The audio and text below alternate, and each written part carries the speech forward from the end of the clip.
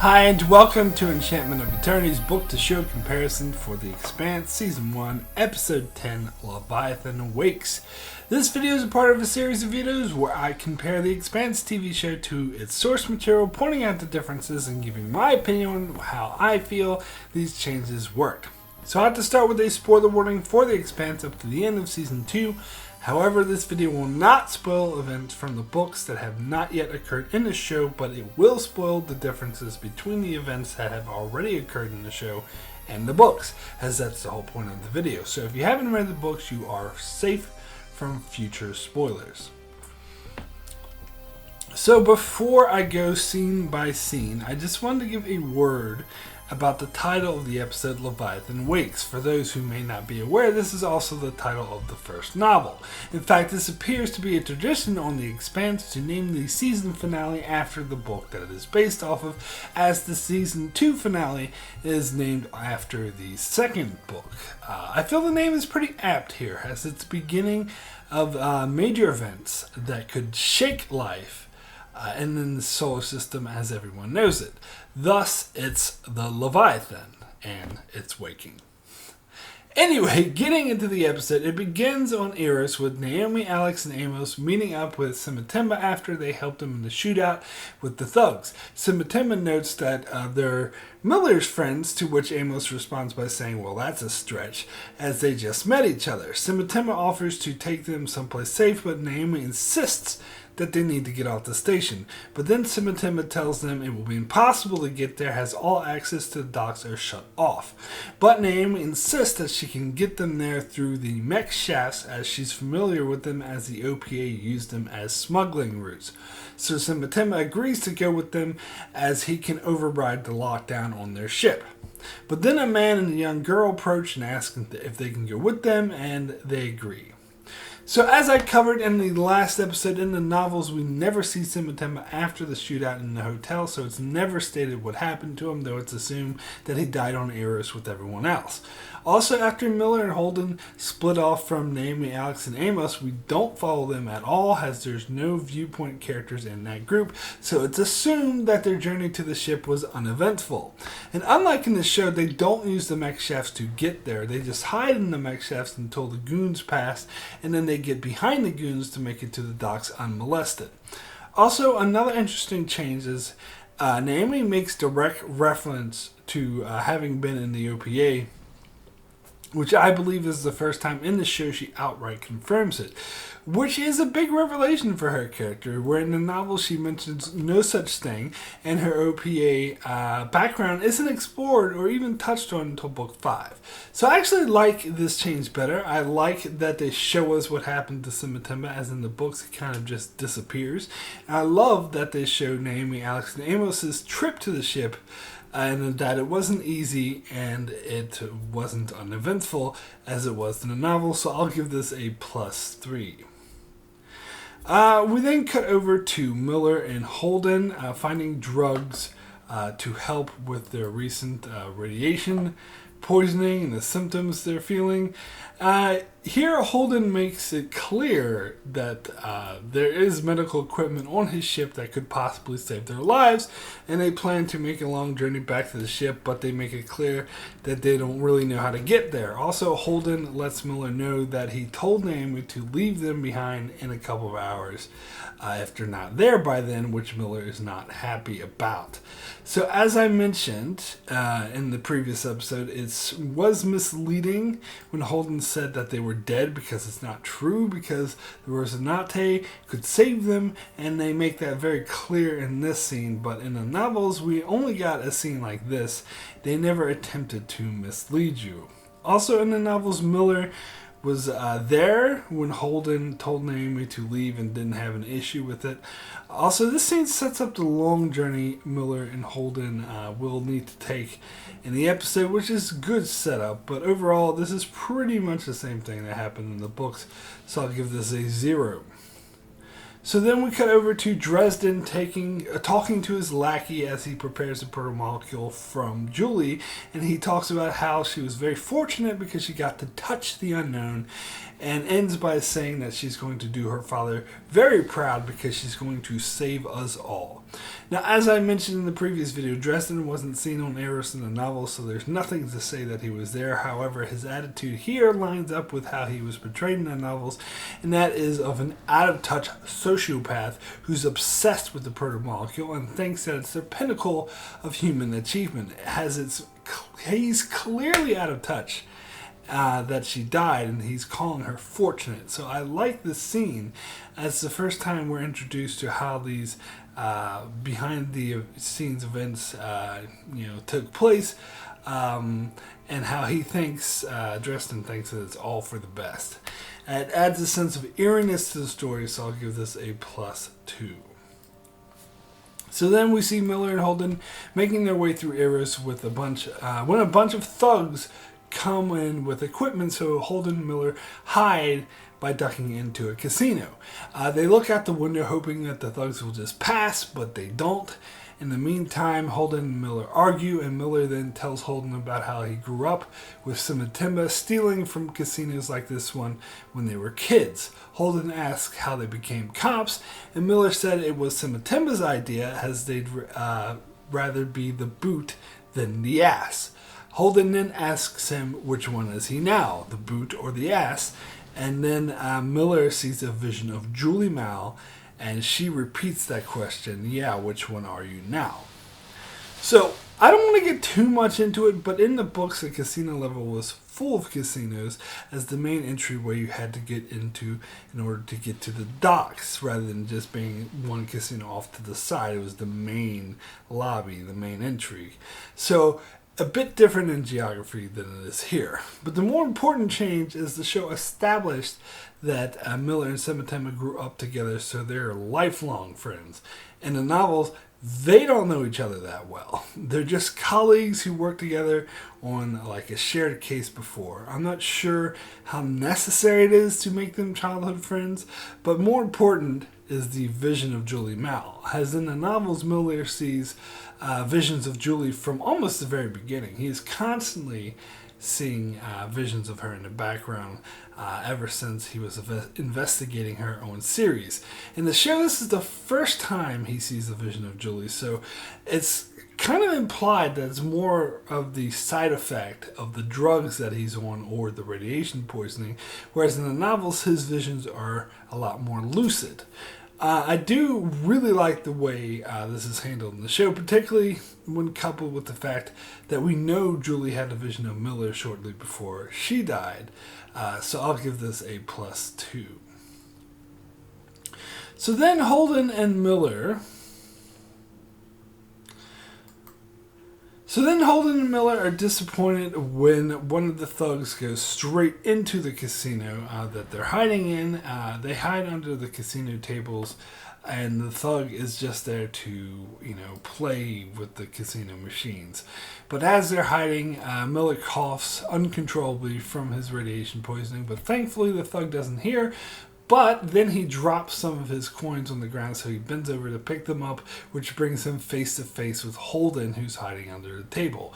But as soon as he spots him, Miller grabs the thug and strangles him to death.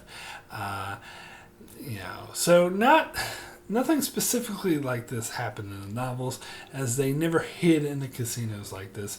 Miller did kill a couple of thugs, but they were more interpreted into the show in other scenes. But overall, I found this a very suspenseful scene, so I'll give this a +1. So then we cut over to Earth to see Avasarala discussing Fred Johnson's announcement that the stealth ships were built on by Earth with Admiral Souther. He seems convinced that Johnson's lying, but Avasarala isn't so sure. But then Ehrenreich interrupts, claiming to have proof that the ships were built on Earth in the Earth shipping yard, yet they were stolen by Fred Johnson and the OPA. Avasarala is obviously skeptical, but plays along with Ehrenreich, pretending to be the same warhawk that she always was, that wants to nail Johnson to the wall. I can't really tell if Ehrenreich buys her act or not, and then walks in none other than Jules Pierre Mal, whom Aaron Wright is very cushy with, obviously, and he and Avasarala shake hands. Now, at this stage, I don't think even Avasarala is aware that he's involved. I think his inclusion here is more for the audience's sake. So, of course, nothing like this happened in the novels, as the order of events with Avasarala was very different because she wasn't in book 1. In the novels, it wasn't Johnson that claimed the stealth ships were built by Earth, but it was Holden who simply sent out the raw data. And in the novel, Earth responded by hearing this by attacking Mars, something that the show won't really handle until season 2 and in a different way. But I like how it's handled here, as it makes total sense for Avasarala's storyline, as you can tell she's not buying this bullshit at all and knows that something is up. But the thing is, I think Aaron Wright can tell that she's lying. Well, at least if they were staying true to the novels, he would know. Because in the novels, he's described as being just as good of a political player as Avasarala is, which makes him a formidable adversary, and that he could tell when she was lying just as much as she could tell when he was, but he never let her know that he knew. So I think the same is happening here. Anyway, I love the scene for the political implications and the storyline of intrigue, and most of all, the inclusion of Mal makes it very clear that Aaron Wright is one corrupt motherfucker. So I'll give this a +3. So then we go back to Eros, where we see Naomi leading the others to the tunnels. When she appears lost, Simatimba hounds her to which way they should go. We also find out that the man with the little girl isn't her father and just used her to make himself appear more sympathetic. That's kind of interesting and speaks to what kind of guy he is. Alex tries to comfort the little girl, and then Naomi gets her bearings and leads them onward. So as I said, the storyline didn't exist in the books. I think the show is doing a good job of keeping it interesting while having some well-constructed character development, so I'll give this a +2. So then we cut over to Miller and Holden as they look at all the recording equipment that the thugs are carrying. Holden then announces the pods are back online, which they see as their ticket out of there, but when they step onto the pods, it's full of dying people infected by the protomolecule. Miller then reasons that whoever is behind this is spreading the disease on purpose as an experiment. Now, in the novels, the scene with the pods coming with infected people, people who are infected by the protomolecule, actually comes a bit later. As Miller and Holden reach the rendezvous point with Naomi and find that she's not there, so they have to go through the main casino level where all the people and thugs are in order to get to the ship. And it's it's one there is the once they're there, it's like this main area and it's surrounded by like thousands of people, and that's where the pods open. But the people infected by the protomolecule are described as vomit zombies, who are like zombies as they're like walking around, but the sort of blank and with no life or emotion. They just throw up on people. With the protomolecule substance, they just throw it up and thus infecting people. And it's at this time that Miller and Holden reason that the whole thing's an experiment.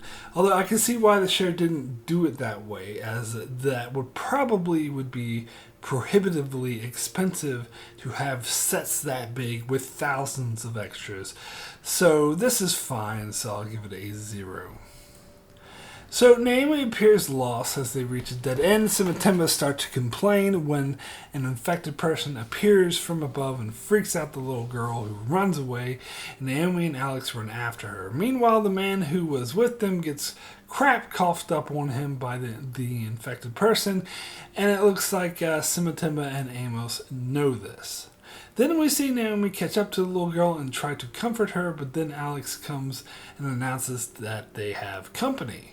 Again, nothing even remotely like this happens in the novel, so not much to say about it, other than I think it adds a lot of texture to the story, so I'll give it a +1.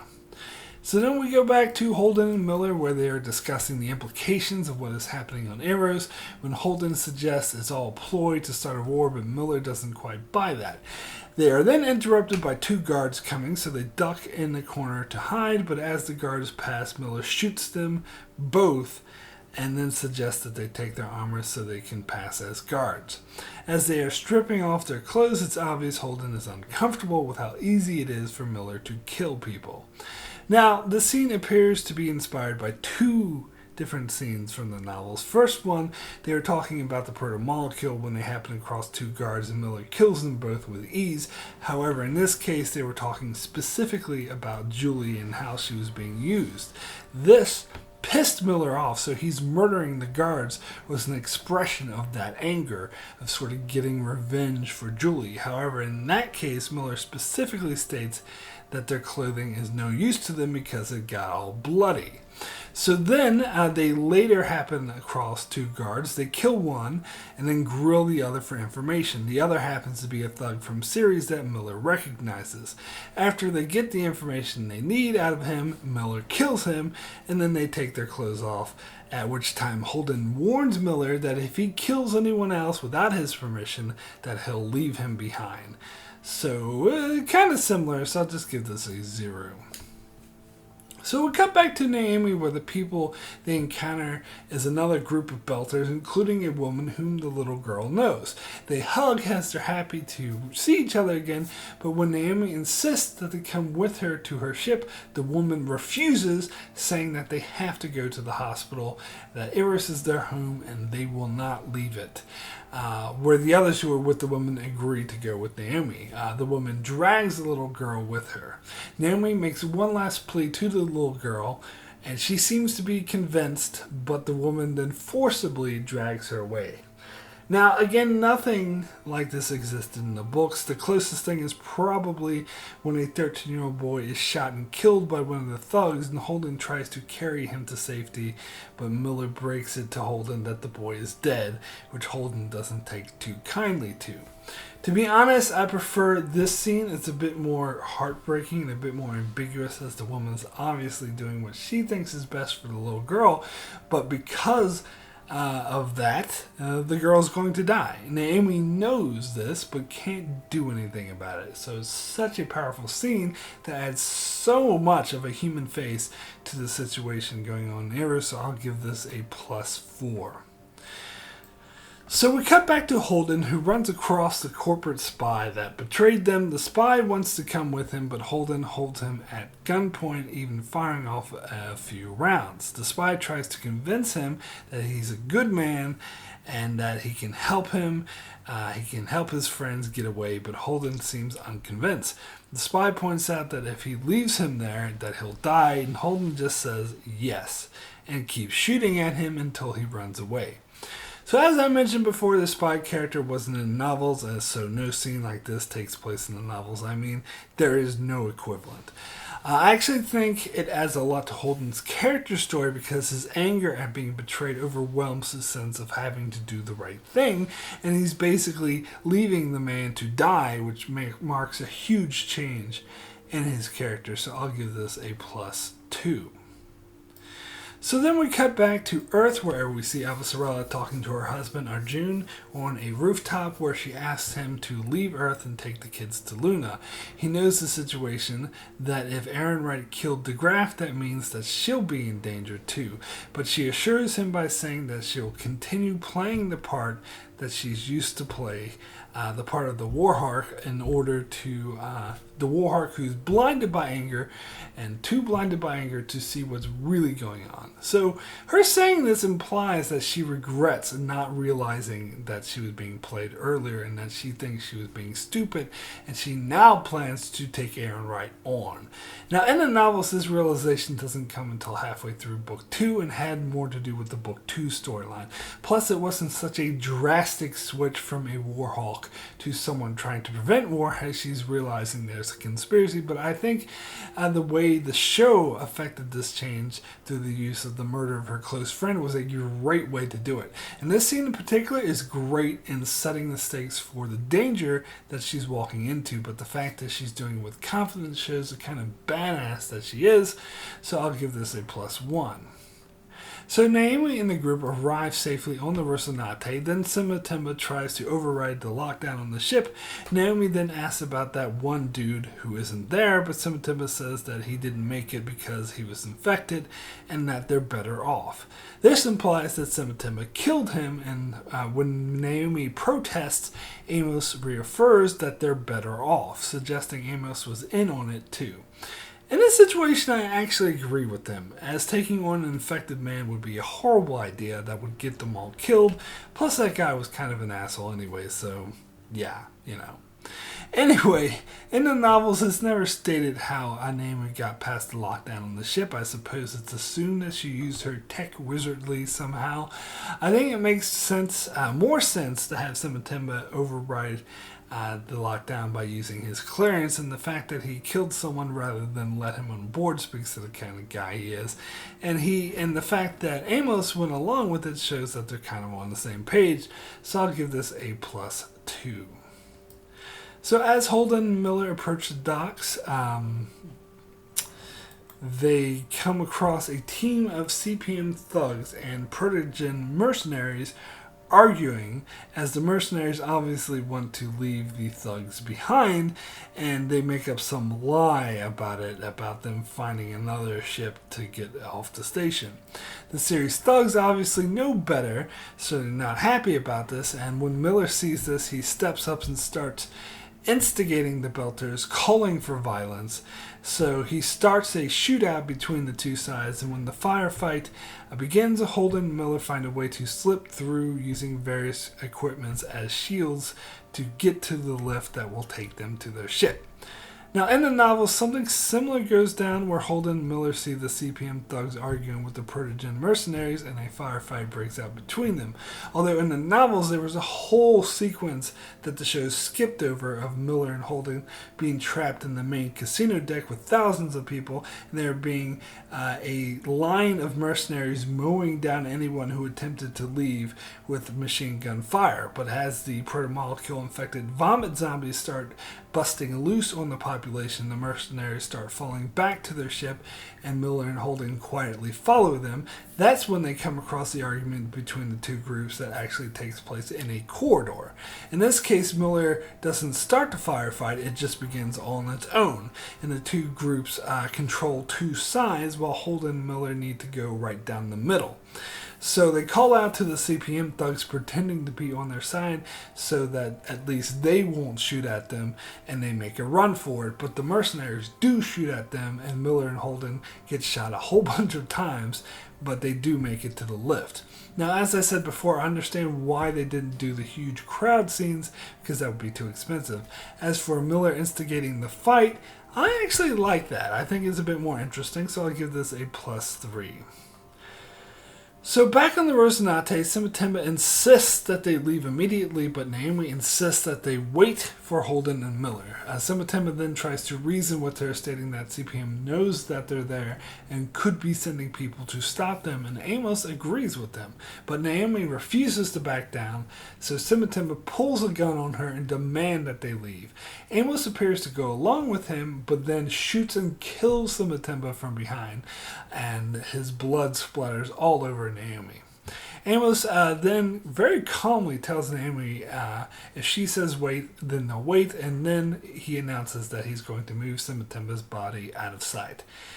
Now, nothing like this happened in the novels, but I really like it, as we think Amos is siding with Simatemba because he agrees with him, but it's established just how devoted he is to Naomi, and that you never pull a gun on Naomi, that Amos will instantly kill you. And the way he killed with ease and no regret shows the kind of killer he is. And just the look on Naomi's face when Simatemba's blood splattered all over her was freaking priceless. So I'm going to give this a +5. So, back to Miller. One of the thugs involved is the same guy who almost killed Miller's partner Havelock by shoving a spike through him back in episode 5. So Miller recognizes him and calls out to him, offering a means of escape, but instead he shoots them in the head, killing him instantly, and he just tells Holden he had it coming. So, needless to say, nothing like this happened in the books, and frankly, this seems kind of unnecessary. I know a lot of the series thugs were on arrows, but seems a bit coincidental that this particular thug would be there. Plus, in the show, Miller didn't even care all that much about Havelock, so it doesn't really seem to be, that much of justice. Overall, I thought this was just a waste of time and not handled particularly well, so I'm going to give this a -3. So Holden and Miller travel in the lift down to the ship, and Miller asks Holden how he could ever leave a place like Earth, and Holden answers that he knew everything that he loved was dying. They then stumble their way to the airlock, and Holden tries to contact his ship with no response, so he assumes that they left. Then the airlock opens, but Miller sees Julie there. Holden looks, and he sees Amos, who says, "You guys look like shit." So in the novels, they don't talk about Earth. They talk about an old cartoon theme song from a show they used to watch as kids, and they hum it together for some reason. And when they get to the airlock, Miller doesn't see Julie, but I guess the show got to add more Julie sightings to make up for all the other ones that they missed. And Amos tells Holden specifically that he looks like shit, not both of them. And also in the novels, they look a lot worse because they're all shot up. Holden is bleeding from his leg where he was shot, and Miller was shot in the arm, which is described as dangling lifeless beside him. So, actually not as bad in the show as they are in the books. But either way, this is fine, so I'll give this a 0. So Amos then drags Miller and Holden to sickbay. Miller sees Simatema's body on the way. Amos then explains that they're really messed up because the medical machines keep trying to switch to hospice care. Miller then asks about Simatema, to which Amos simply replies, "I shot him." Then Holden tells Naomi that he knew she'd wait for him.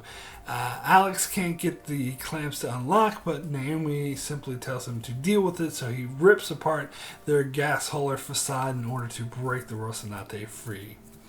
Now, in the novels, from the time that they were in the airlock, Miller and Holden pass out, and the next time we follow them, it's been several days since they left Eros, and it's Naomi who tells Miller that the machines kept trying to switch to hospice. And so we never see the Rocinante break free. It just happens sort of off page or off screen.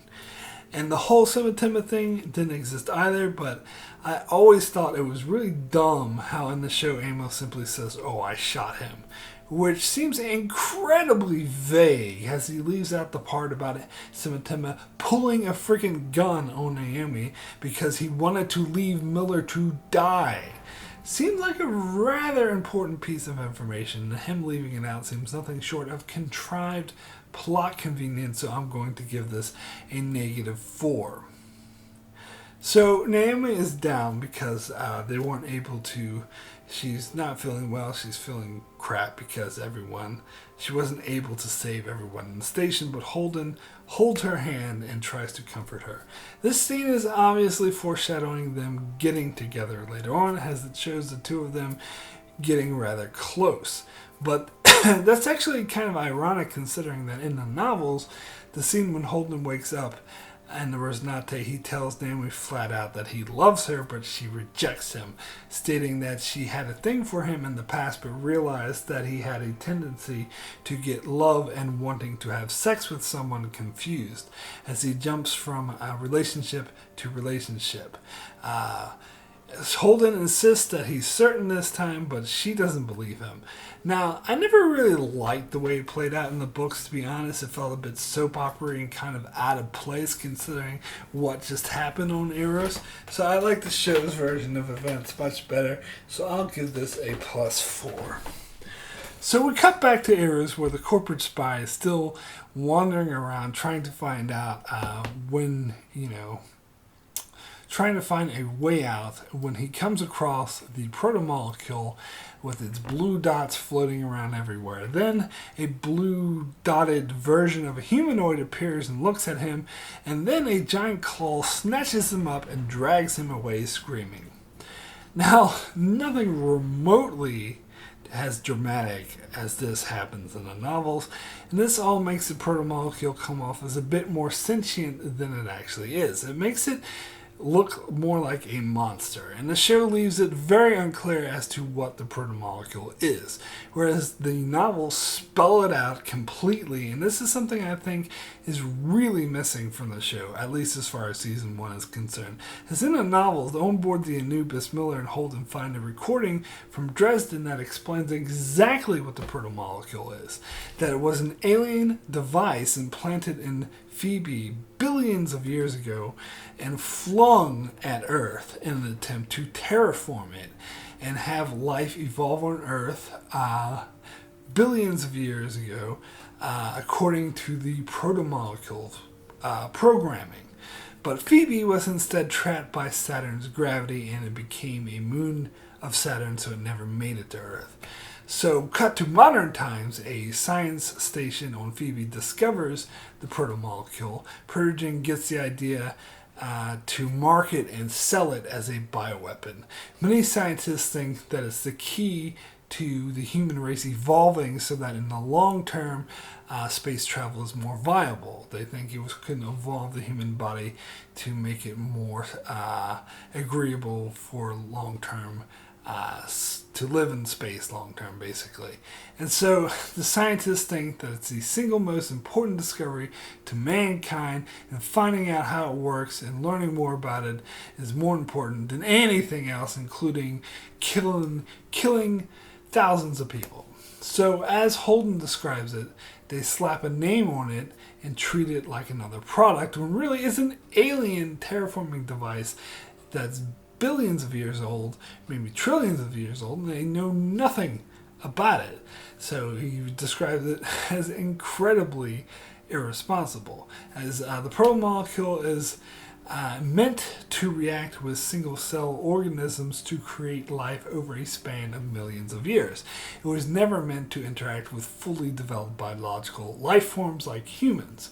So what it's doing here by ripping humans apart is it's trying to learn. It's not a sentient life form or self-thinking, but more like a program that's trying to learn and adapt to its new environment, and that's why it tears human bodies apart. It's trying to learn. I do think all of this should have been explained in the show, which the show was way too vague for my taste, so I'm actually going to give this a -5. So my final adaptation score for Leviathan Wakes is a +23. The second highest score I've given out so far, and it makes sense as this was a very good finale. I'm not sure I'd say this was a great adaptation. It wasn't like last week's episode that had a lot of great moments that blew me away, but there were hardly any negatives in this episode. In fact, at one point I thought I was going to go through the whole episode without hitting any negatives, but there were a couple towards the end. So all in all, pretty good episode. So that's it for my book-to-show comparison for the Expanse Season 1, Episode 10, Leviathan Wakes.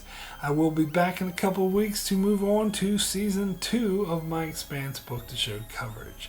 In the meantime, you can check out my channel for many other videos and other shows like Star Trek, Game of Thrones, Babylon 5, and more, so be sure to subscribe so you keep up with all that. And thanks a lot for watching.